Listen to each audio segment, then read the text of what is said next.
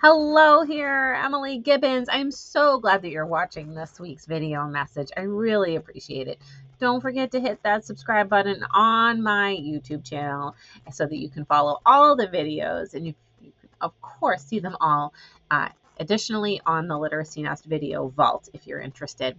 So I'd like to talk a little bit about some common concerns that we have at the phrase and sentence level.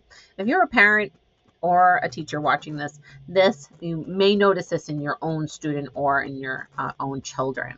So children who may struggle with accurately reading phrases and sentences, so at that level, so they're really stumbling or they're just reading one, really focusing hard on that one word at a time level, may have weak oral reading fluency. So that can be tied to perhaps the phonological level. They're definitely at their foundational skills. So that may be a direct result, which is why we're seeing weak oral reading fluency. Another concern, and this can be not only for people with dyslexia, but also for your English language learners, but their syntactical processing may be a factor.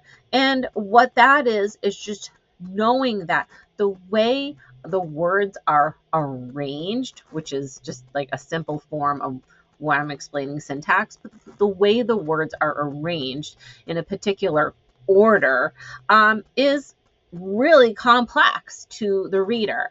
And so they may not have a lot of that oral language background to be able to fully process and therefore comprehend what's happening in that sentence.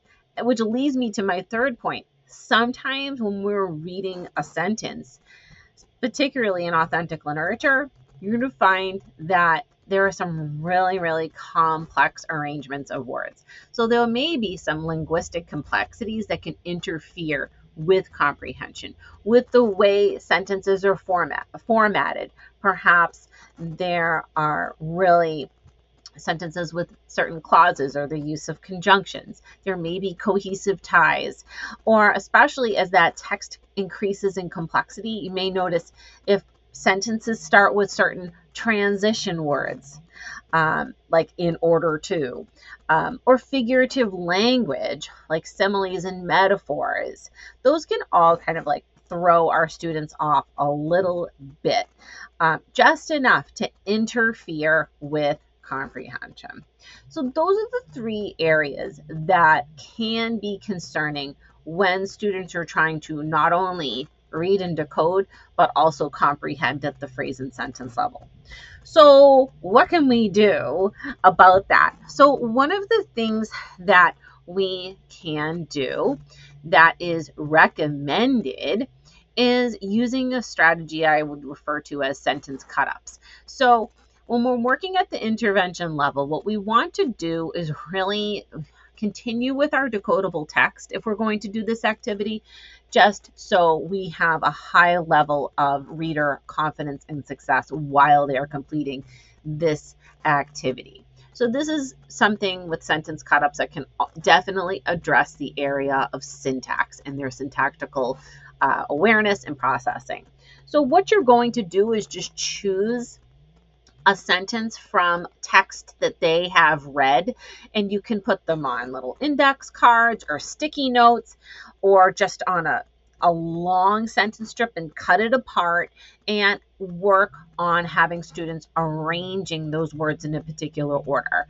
Now, this is a pretty common practice. You may have seen it before, but it's something that can help work on their area of syntax. So here's one taken from the book that I had read with some students called Back to the Past. It's a simple words chapter book. And so what I would do is have students, and I know these words are backwards, I apologize for that, but what I would do is take a look at all the words and then call attention to the fact, okay, well, we always start a sentence with a capital letter, right? So can you find some that have a capital letter? So I'm just sort of guiding them at first to look for that so prompting them before they'll be able to figure that out on their own. So two of the cards actually start with a capital letter, but one of them actually ends with a period. So we know this one is going to come where? It's going to come at the end. And so having them pay attention to those end marks and that capitalization is going to be really critical. So I know I'm going to move those around. Okay. And then what you're going to have them do is just have them continuously keep rereading and seeing what makes sense. Okay. And asking questions like until what? Okay. Last fall. Until last fall. Okay. Until last fall, what? There. So were there. Doesn't sound like a question. So let's try there were. Okay. And there were what? There were no kids. Where? There were no kids at Camp Diggin.